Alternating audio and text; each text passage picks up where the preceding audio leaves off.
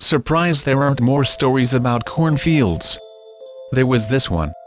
Gillespie cornfield outside of Perry. Every Halloween go on a long ride with my friends from high school to Gillespie Field.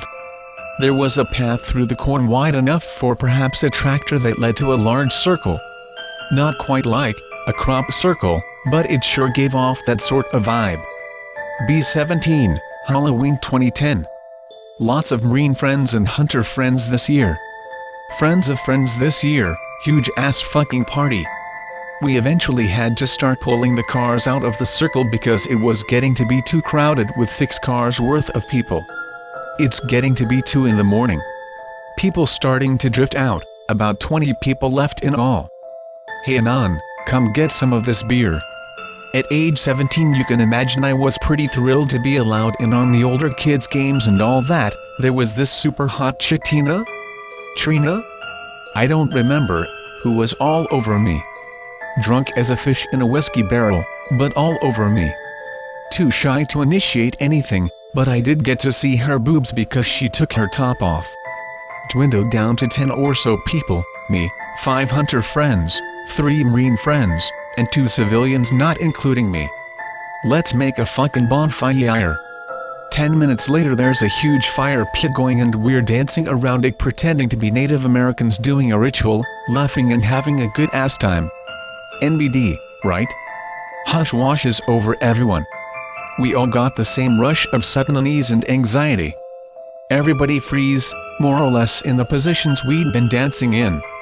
Goofy as shit but nobody dares to make a sound. Only sounds are the sounds of the giant fire in the pit. Standing around for almost a minute before somebody whispers, "What happened to all the crickets and shit?" No wind, no crickets, no birds, no nothing. So we stopped dancing, thoroughly put off, and my buddy Joseph, a hunter goes, "Guys, I'ma go get my rifle." Murmur of agreement, the other hunters break off to go with Joseph and grab their shit, mostly pistols and knives besides Joe.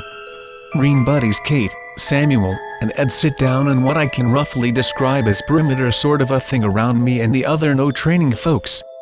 At this point we're too nervous and anxious to talk. We're barely breathing. There's not a noise, just a fire pit's crackling and a slight rustle in the corn and it's starting to get a little disconcerting. We sort of stuck close together and kept wide worried eyes on the stalks. Kate says something's not right. Mutual agreement, but nobody can put a finger on it.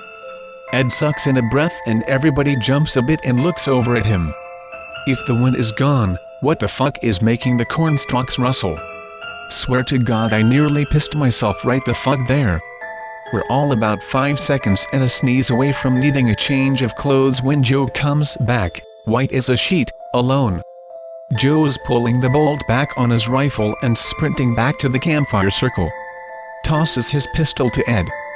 "Joe, what the fuck happened? You look like you saw Sam's mom."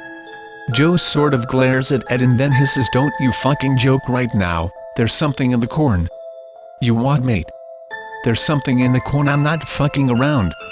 Now see, around there we're used to big dogs, large crows, even the occasional oversized cat, so everybody sort of gave Joe this landy-eyed "the fuck are you saying" sort of look, like he's trying to freak everybody out more. We keep trying to get him to tell us where the others are, what happened to the other 4 he went off with.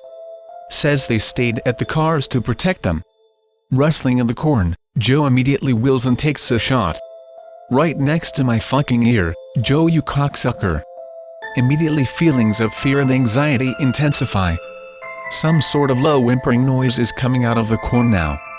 Joe is gibbering like a fucking drunk, muttering incoherently. I'm about to take the rifle from him when I notice that he's got some sort of black slime smeared on his pant leg.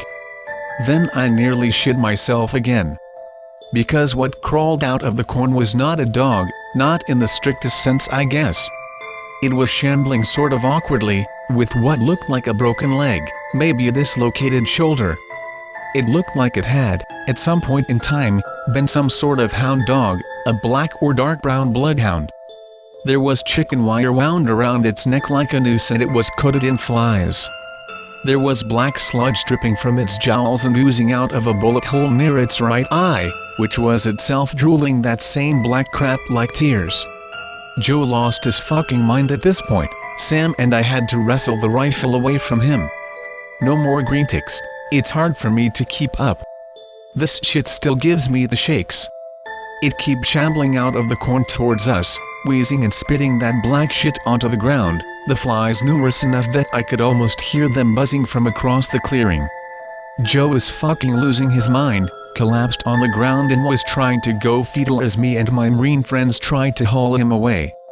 The dog just kept walking, and as it kept coming it dragged something else out of the corn behind it, attached to the chicken wire wound around its neck.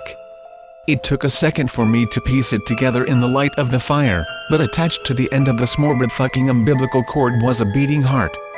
Like a bear-sized, still bleeding, leaking heart, thumping away and leaking that black sludge shit. The flies were having a field day with it. The dog had no eyes for us. It was staring directly at the fire, like it was mesmerized or something. It dragged itself off kilter towards the fire, wheezing and spitting and sobbing, the heart beating excitedly on the chicken wire behind it. Its back legs were mangled and it sort of dragged itself along on its front legs and one back leg. The fucking weird thing is, as it got closer to us, I swear to God I thought I could hear some sort of words every time the dog wheezed and whimpered and cried. I didn't stick around to listen. Nobody else did, either. We grabbed Joe and fucking beat feet back to where the path to the cars was, making a wide berth around the dog and its cargo. Before I left, I had to watch. I'm pretty sure the others had the same feeling because they weren't very far ahead of me when the show was over. I stopped and watched as it dragged itself, heaving and coughing, closer to the fire. The flies didn't even veer away when it stuck its head in the fire. It burned like someone had tossed a tire in there. It stunk something fucking fierce. I just had to watch, because the dog didn't stop moving when it had been engulfed by the pit. The chicken wire kept moving, dragging the heart into the flames after the dog until they were both gone, and the only way anybody could have known it was there was the trail of black sludge on the ground and the smell of burning rubber. We were halfway home when I finally looked over at Joe. There was something that had been bothering me since the thing had gotten close enough to us for me to really hear it. I asked Joe what it had said to him, because I was almost positive that was why he'd been so fucking freaked out. It had been next to him in the corn and he'd heard it speaking to him.